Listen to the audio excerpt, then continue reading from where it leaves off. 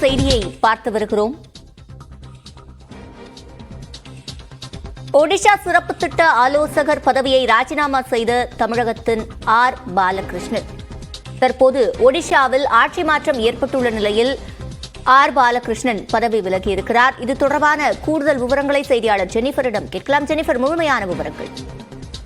சிவரஞ்சனி, இந்த குறிப்பிட்ட பதவி அப்படிங்கிறது அவருடைய ரிட்டையர்மெண்ட்டிற்கு பிறகு அவருக்கு வழங்கப்பட்ட ஒரு சிறப்பு பதவி. திரு ஆர் பாலகிருஷ்ணன் ஐஏஎஸ் ஆக இருக்கட்டும், அவரோட சேர்ந்து இன்னும் 2-3 ஐஏஎஸ் ஆபீசர்கள், சுரேஷ் சந்திர மொஹபத்ரா அப்படிங்கிற ஐஏஎஸ் ஆபீசர், சுப்ரதோ பாக்சி அப்படிங்கிற ஐஏஎஸ் ஆபீசர், இவங்க எல்லாருமே அவர்களுடைய பதவி காலம் முடிந்ததற்கு பிறகு ஸ்பெஷல் அட்வைசர், அதாவது சிறப்பு ஆலோசகர்களா வெவ்வேறு பதவிகள்ல முதலமைச்சருடைய நேரடி அப்பாயின்மெண்ட், அதாவது அரசியல் ரீதியான ஒரு வேலையை அவர்கள் செஞ்சுட்டு வந்தாங்க. இவர்கள் ஒரு அரசு அதிகாரிகளாக இல்லை. இவங்க எல்லாருமே ரிட்டையர்ட் ஐஏஎஸ் ஆபீசர், எல்லாருமே அரசியல் ரீதியாக அப்பாயின்மெண்ட் கொடுக்கப்பட்டவர்கள் நேரடியாக சிஎம் மூலமாக. அதனால இவர்கள் மூவரினுடைய பதவி காலமும் நேற்று நவீன் பட்நாயக் அவர்களுடைய ரெசிக்னேஷன் கொடுத்த உடனேயே, ராஜினாமா செய்த உடனே இவர்களுடைய வேலையும் ஆட்டோமேட்டிக்காவே இவங்களுடைய வேலை காலம், பணிக்காலம் அப்படிங்கிறது அங்க முடிவுக்கு வருது. ஆனா ஒரு அப்பாயின்மெண்ட் ஆர்டர் அப்படின்னு கவர்மெண்ட்ல நேரடியா இவங்களுக்கு இருந்ததுனால அந்த ப்ரொசீஜரின் படி இவர்கள் 3 பேருமே இப்ப ரெசிக்னேஷனை கொடுத்திருக்காங்க அப்படிங்கிறதுதான் தகவல்.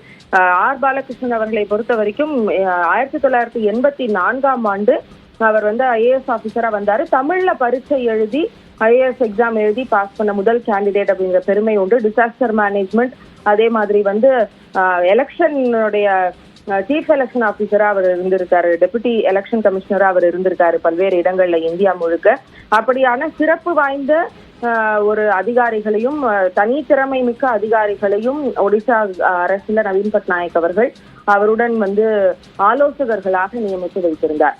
அந்த ஆலோசகர்கள் பாக்சி 2016 இருந்து இருந்தாரு, 2020 இருந்து திரு பாலகிருஷ்ணன் அவர்கள் இருந்தாரு.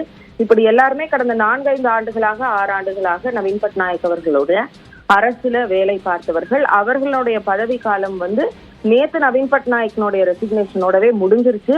இன்னைக்கு அந்த ஒரு ப்ரொசீஜர், அதை ஃபாலோ பண்றதுக்காக எல்லாரும் அவர்களுடைய ராஜினாமா கடிதத்தை கொடுத்திருக்கிறார்கள். சிவரஞ்சனி, விவரங்களை வழங்கியமைக்கு நன்றி.